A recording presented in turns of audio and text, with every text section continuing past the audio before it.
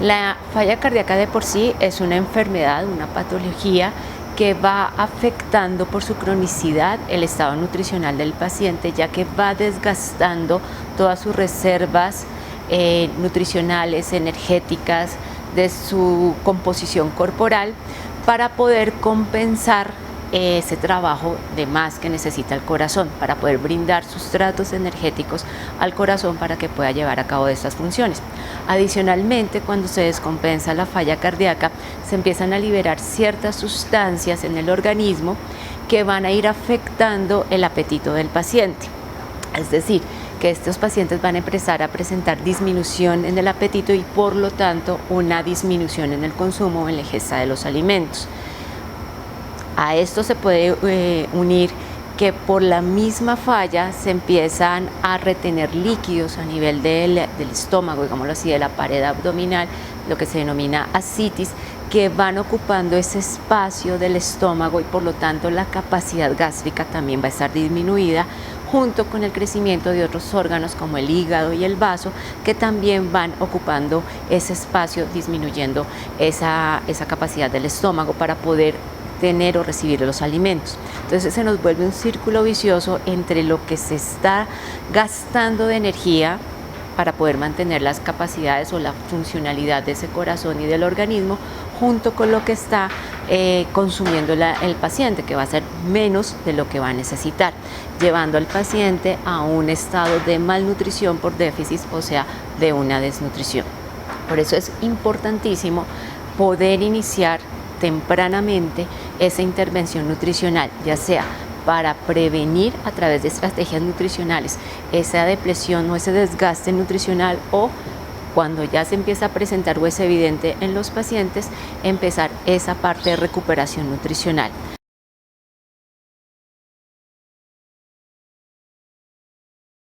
Modificar o dar al paciente diversas opciones en las preparaciones de los alimentos para cuando se encuentre inapetente, por ejemplo, cómo puede tolerar mejor cierto tipo de comidas, brindar esas opciones para asegurar los consumos de los tiempos de comidas principales y, si el paciente lo requiere, iniciar algún tipo de complemento nutricional para poder prevenir una mayor depresión nutricional o, como les decía, ya empezar la recuperación nutricional como tal.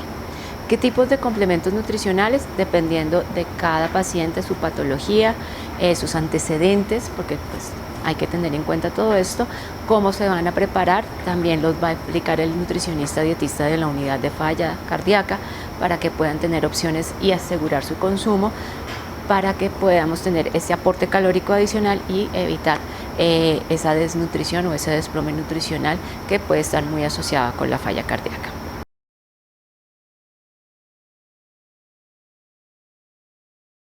Es fundamental leer esa parte, esa información nutricional que aparece en los alimentos.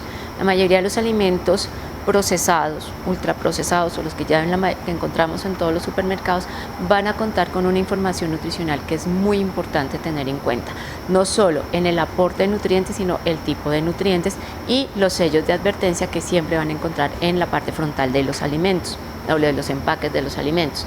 Si empezamos por los sellos de advertencia, ahí nos van a decir cuáles alimentos van a tener un alto contenido de azúcares, van a decir exceso de azúcares, exceso de grasas o exceso de sodio. Entonces, con base en eso, podemos empezar a analizar cuál es el aporte de cada uno de esos nutrientes o eso en la parte del etiquetado nutricional.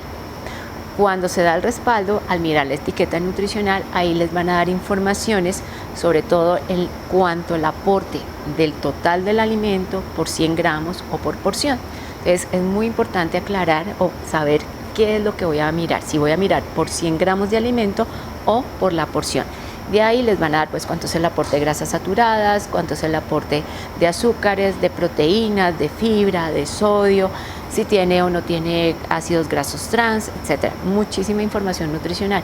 Es importante saber diferenciar si es por 100 gramos o si es por porción. Entonces, aporte de sodio, siempre escoger aquellos que tengan menos de 120 miligramos de sodio por porción en caso tal, o por 100 gramos, o menos del 5% cuando no viene explícito en la cantidad de miligramos. Entonces a veces nos viene apareciendo por porcentajes, escojan siempre que tengan menos del 5% de sodio por porción.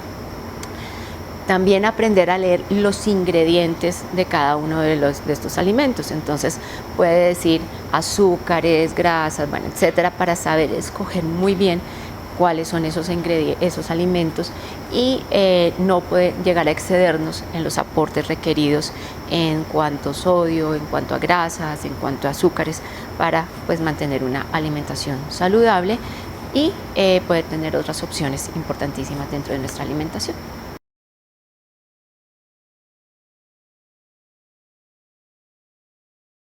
Hay que evitar aquellos alimentos que tienen mayor contenido de sodio. Algunas verduras van a tener un exceso y por lo tanto se deben evitar, no es que se deban restringir completamente, sino que no deben incluirse diariamente en la alimentación. ¿Cuáles son estas? Generalmente como la espinaca, el apio, la alcachofa, son verduras que van a tener mayor aporte de sodio y que se recomienda disminuir su ingesta.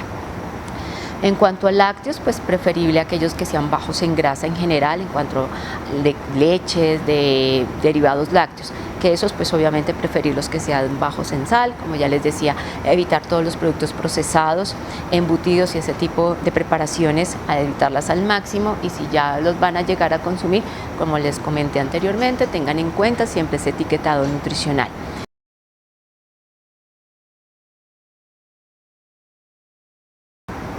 Si llegan a presentar inapetencia, por lo que vimos anteriormente, puede que toleren solamente preparaciones líquidas. Asegure que estas no vayan a pasar de la cantidad establecida, pero que en estas preparaciones estén todos los alimentos o todos los nutrientes. El nutricionista generalmente le puede dar estas indicaciones o estas recomendaciones o alternativas en las preparaciones. En algunos casos, si el estado nutricional se ve muy afectado, se deben iniciar algún tipo de complemento nutricional específico para su edad, para su patología, y esto lo dará directamente el nutricionista dietista de la unidad o de falla cardíaca donde usted se encuentre.